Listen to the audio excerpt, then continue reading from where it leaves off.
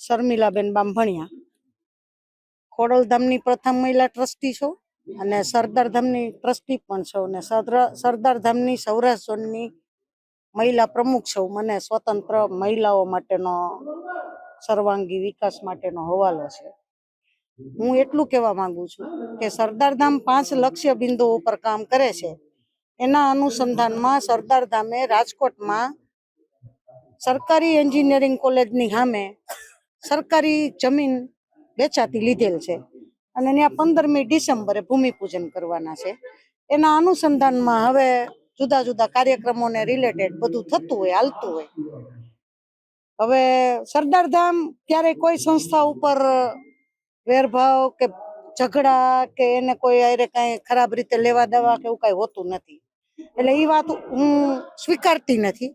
હું એટલું જ કહેવા માંગુ છું કે આ રોડ મેપમાં જે લોકો કામ કરતા હોય એમાં વેરઝેર રાખી અને હુમલો થતો હોય તો લોકો સમાજ સેવા કરવા નીકળતા બંધ થઈ જશે.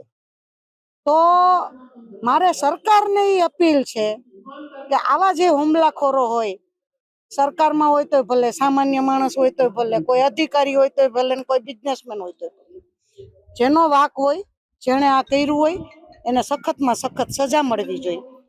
એને સસ્પેન્ડ થવાનું કરવાનું હોય તો સસ્પેન્ડ કરવા જોઈએ, જેથી આવા વારે તહેવારે હુમલા થતા હોય એ ન થાય.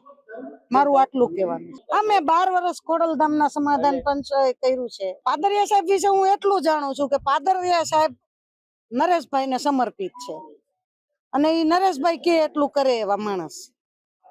ઈ હું ન કહી શકું, ઈ તમારે પાદરિયા સાહેબ ને પૂછવું પડે. હુમલા પાછળનું કારણ ઘણી વખત છે ને લોકો અલગ અલગ ટ્રસ્ટના લોકો ઉત્સાહમાં આવી જતા હોય. એના હિસાબે એમ થતું હોય, જયંતિભાઈએ જેમ કીધું એમ કે હું ત્યાં જમવા ગયો તો મને એમ કીધું તું સરદારધામનો ઉપપ્રમુખ કેમ બન્યો. ભાઈ મારે ક્યાં બનવું ક્યાં ન બનવું મારી અંગત વાત છે ને. મને કોઈ હા પાડવા વાળું ના પાડવા વાળું કોણ? એવું જયંતિભાઈ કીધું હોય કદાચ ને એમાં ઉશ્કેરણી થઈ હોય. આ જો ખોડલધામ કામ કરતું હોય, ઉમિયાધામ કામ કરતું હોય, સરદારધામ પોતાના 5 લક્ષ્ય બિંદુ ઉપર કામ કરે અને એ લક્ષ્ય બિંદુ ઉપર પોઝિટિવલી કામ કરે છે.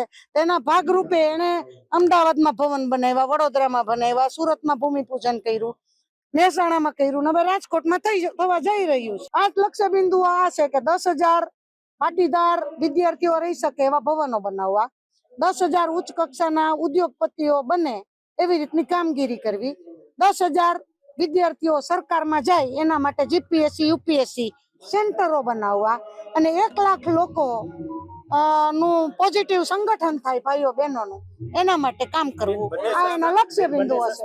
ના ના, મને એવું નથી લાગતું. દબાવવાના પ્રયત્નમાં એવું હોય કે મને હુમલો થયો ત્યાં હું ગઈ હતી તો અમુક ટ્રસ્ટીઓ વાતું કરતા હતા કઈ અમને નરેશભાઈ નો ફોન આવ્યો હતો તમે આ ટ્રસ્ટમાં કેમ જોડાણા, અથવા એના નરેશભાઈના કોઈ ભાઈબંધોના ફોન આવ્યા કે તમે કેમ સરદારધામમાં ટ્રસ્ટીઓ બન્યા. હવે આવી વાતો થતી હતી, મેં સાંભળી હતી કાલે.